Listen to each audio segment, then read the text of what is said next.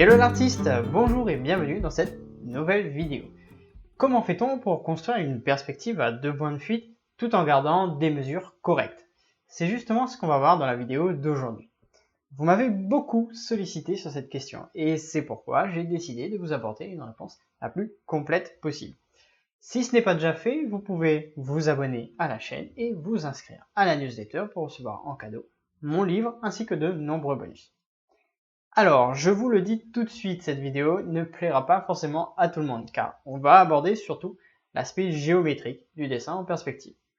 Avec cette technique, vous allez pouvoir construire avec justesse des perspectives à 2 points de fuite.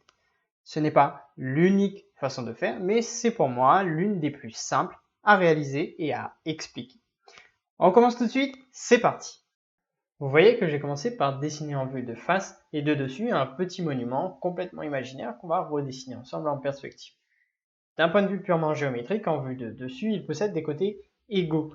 En vue de face, il est plutôt allongé et relativement grand par rapport au personnage. Ensuite, la hauteur du personnage est hyper importante. C'est justement à cette hauteur qu'on va attribuer une échelle. Ici, pour l'exercice, mon personnage est au sol et mesure 1,70 m environ. Mais ce qui nous intéresse, c'est avant tout la hauteur du regard, 1,60 m. En perspective d'architecture, on utilise 1,60 m comme hauteur standard pour la ligne de vision. Et on pourrait tout à fait mettre notre personnage sur un muret en hauteur, ou même utiliser 1,90 m pour un personnage de 2 mètres par exemple. L'important, c'est de choisir une hauteur et de garder ce même rapport d'échelle du début jusqu'à la fin. Là, pour cette vidéo, dans un premier temps, je vais vous faire une introduction sur le principe de construction qu'on va utiliser et par la suite, vous allez voir comment on applique concrètement cette méthode. D'accord? Seconde étape, maintenant, je vais déterminer la position du personnage par rapport à l'objet, ou plutôt la position de l'objet par rapport au personnage. Je dis cela parce que si on place le monument perpendiculairement par rapport à l'observateur, qu'est-ce qui va se passer? On n'aura ainsi qu'une seule face de visible, celle qui est face à nous.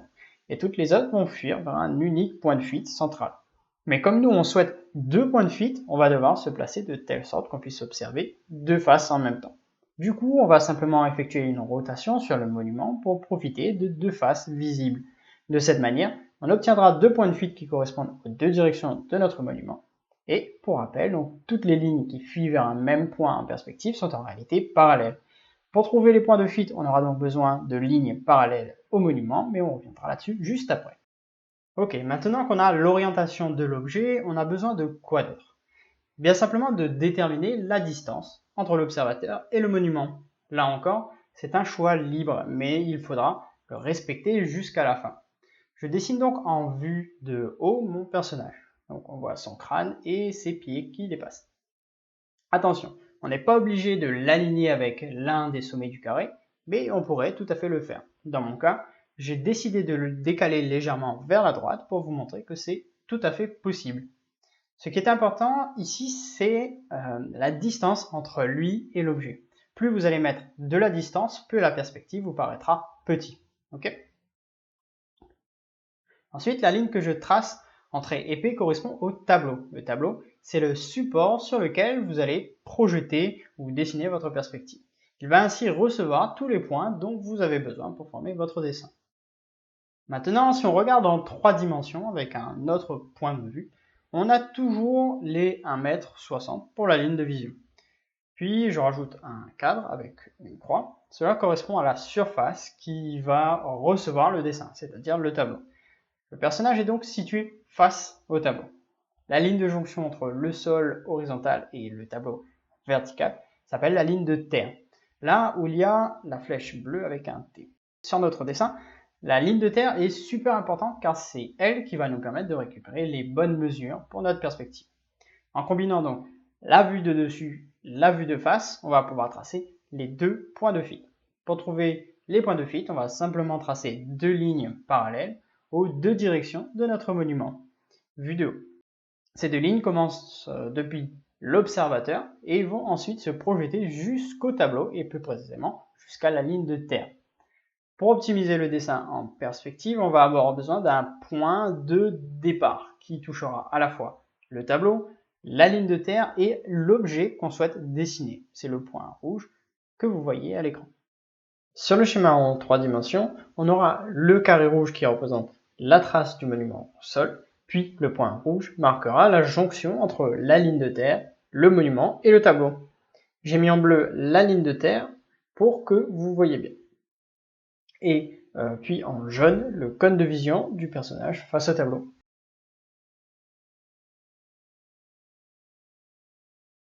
Et pour les 2 points de fuite, on part du personnage tout en restant parallèle aux directions du monument et on va comme ça toucher la ligne de terre qui est au sol.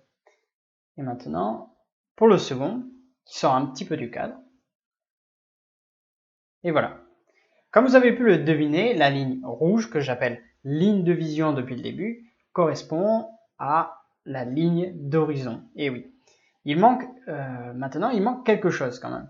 En effet, les 2 points de fuite doivent toujours se placer sur la ligne d'horizon. Du coup, on va simplement remonter verticalement les 2 points qu'on avait trouvés sur la ligne de terre. Et voilà, le tour est joué. Vous avez compris et vous savez maintenant tracer une perspective à 2 points de fuite. Maintenant, il ne nous reste plus qu'à mettre tout cela en pratique. Maintenant, la partie pratique. S'il y a des éléments que vous n'avez pas compris dans l'introduction, eh bien, pas de panique. On va simplement revoir tout ça concrètement et cette fois-ci en réalisant le dessin. Donc, comme je l'avais dit, la première chose la plus importante qu'on va devoir tracer, c'est la ligne de terre. Cette ligne-là, elle va nous permettre d'avoir une référence pour tracer notre perspective. Ensuite, la deuxième ligne, et que j'utilise là simplement en reportant, en utilisant la vue de face, c'est la ligne d'horizon. On a bien une échelle entre ces deux lignes, donc on a bien une hauteur quelconque entre ces deux lignes, mais on sait que cette hauteur équivaut à 1,60 m. Alors, je vais juste mettre un peu de couleur pour que vous voyez bien. Donc on a en rouge la ligne d'horizon et en bleu la ligne de terre. Ensuite, en fait, on va combiner à la fois une vue de dessus et une vue en perspective. Ce qu'on va faire, c'est qu'on va utiliser le carré de départ, donc le carré au sol, qu'on va placer sur la ligne de terre comme repère, comme on avait fait avant. Donc comme je l'avais dit, si on le met totalement parallèle à la ligne de terre, on aura une perspective à 1 point de fuite. Mais nous, on veut une perspective à 2 points de fuite. Donc on va simplement effectuer une rotation et le placer sur la ligne de terre. Donc avoir toujours un des côtés qui va, un des sommets qui va toucher la ligne de terre. Voilà. Donc une fois qu'on a ça, on va pouvoir tracer, positionner le personnage. Donc là, comme je l'ai dit, on va utiliser une vue de dessus. Donc on va simplement placer le personnage, on va déterminer une distance. Comme je l'avais dit, je ne l'aligne pas, donc je le décale légèrement vers la droite par rapport au monument. Donc on a bien notre personnage. Ensuite, j'estompe donc légèrement, juste pour que vous voyez un peu mieux. Voilà. Ensuite, on va simplement tracer 2 lignes parallèles qui correspondent aux 2 directions de notre monument. Donc on a la direction vers F2, c'est-à-dire vers le point de fuite numéro 2, et la direction vers F1 qui sera vers le point de fuite numéro 1. Sauf qu'on avait dit que ces 2 lignes parallèles doivent commencer comme point de départ au niveau du personnage. Donc on va simplement appeler ce point A, et on va exactement faire la même chose de l'autre côté. Donc le point A correspond bien en vue de dessus au personnage, et en vue en 3 dimensions au regard du personnage. Ensuite, on va tracer pour l'autre côté une ligne parallèle également. Voilà, et ensuite on reporte simplement au niveau du point A.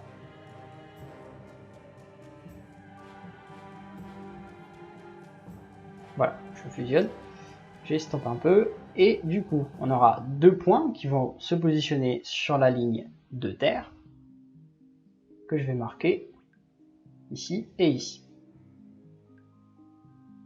Voilà. Maintenant, nous, on a besoin de points de fuite qui vont se positionner sur la ligne d'horizon.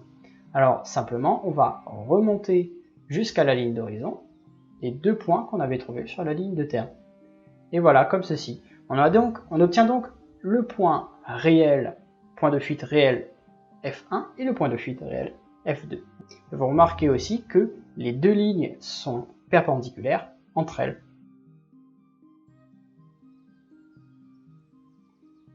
Voilà. Maintenant qu'on a ça, on va utiliser le point de référence qui est entre la ligne de terre, le tableau et le monument lui-même, donc le point qui combine ces trois, et on va utiliser ce point comme référence verticale. On va donc pouvoir utiliser toutes les verticales réelles à ce niveau-là, et ensuite les déformations vont se faire au niveau de la perspective. Voilà, j'ai simplement réalisé une grille de perspective pour faciliter, pour que vous voyez mieux ce que je réalise. Donc on a bien ligne d'horizon en haut et ligne de terre en bas. Voilà, donc j'ai mis aussi le plan du monument en rouge pour que vous voyez bien la différence. Et voilà, donc on a nos éléments. On a aussi des lignes, des repères verticaux qui vont nous aider à tracer la perspective. Ensuite, on va devoir simplement utiliser les points de fuite et construire notre perspective comme une perspective tout à fait normale. Donc on va utiliser le point de fuite numéro 1. Donc on va tracer une ligne qui va être la ligne sol et qui va être la ligne de ce côté. Ensuite, une seconde ligne qui va être la ligne qui va être le deuxième côté de notre carré. D'accord ?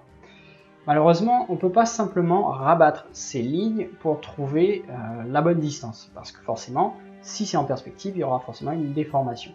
Pour ce faire, on va donc partir du point A, tracer une ligne qui va aller jusqu'à la limite de notre carré, et ensuite, l'intersection qu'on trouvera sur la ligne de terre nous donnera automatiquement la bonne distance. Voilà, je vais juste mettre un point pour marquer la différence. Voilà. Donc, je répète simplement l'opération, mais cette fois-ci pour l'autre côté. On part du point A, on va toucher la limite de notre carré. Voilà, on obtient un point. Ensuite, on va prendre le point d'intersection avec la ligne de terre, et ce point va nous donner directement la verticale. Voilà, on obtient ainsi donc la base de notre verticale, et avec ceci, on a donc les bonnes profondeurs, et en même temps les bonnes hauteurs. On va pouvoir maintenant tracer au fur et à mesure le reste de notre perspective en utilisant la vue de face qui est à côté. Donc vous remarquez aussi que la vue de face, je l'ai placée exactement à la bonne hauteur pour pouvoir récupérer les mesures automatiquement.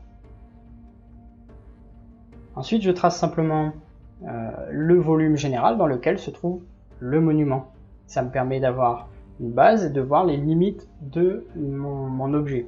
Et ensuite, je vais pouvoir tracer au fur et à mesure les différentes hauteurs dont j'ai besoin pour dessiner ma perspective.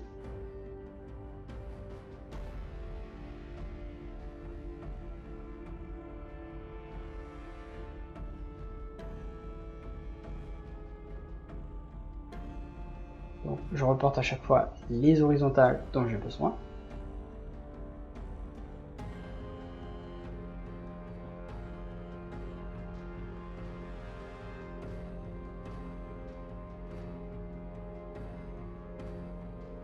Je n'hésite pas aussi à tracer les diagonales pour pouvoir trouver le centre et les milieux, si j'en ai besoin.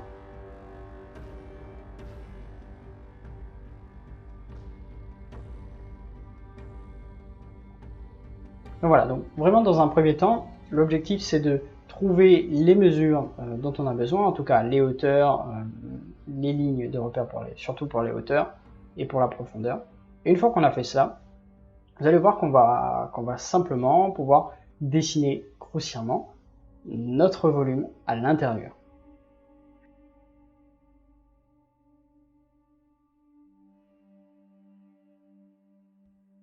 Voilà, là je reviens simplement tracer l'objet réel. Donc une fois que j'ai récupéré toutes les mesures dont j'ai besoin,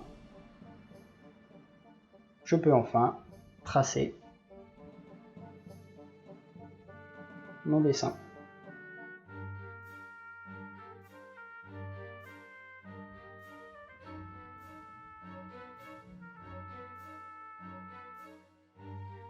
J'utilise aussi des croix pour trouver le centre.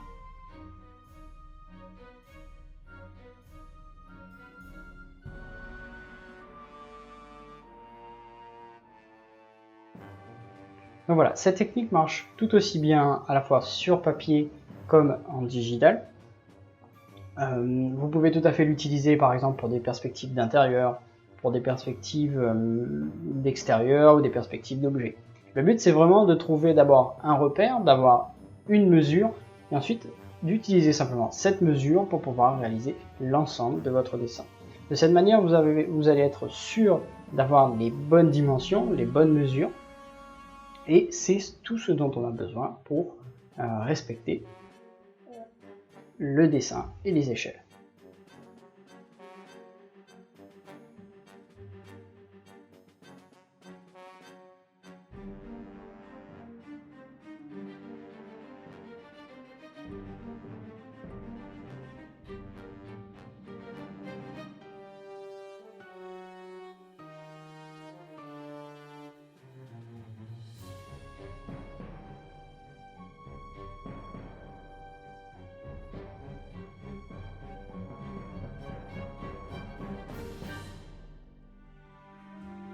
Et voilà, c'est la fin de cette vidéo.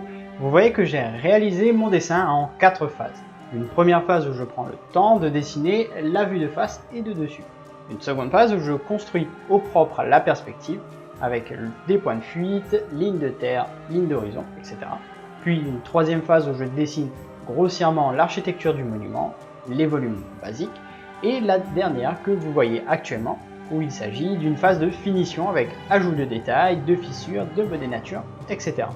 Vous pouvez aussi ajouter de l'ombre et de la lumière, ou même placer les ombres d'occlusion pour apporter encore plus de volume.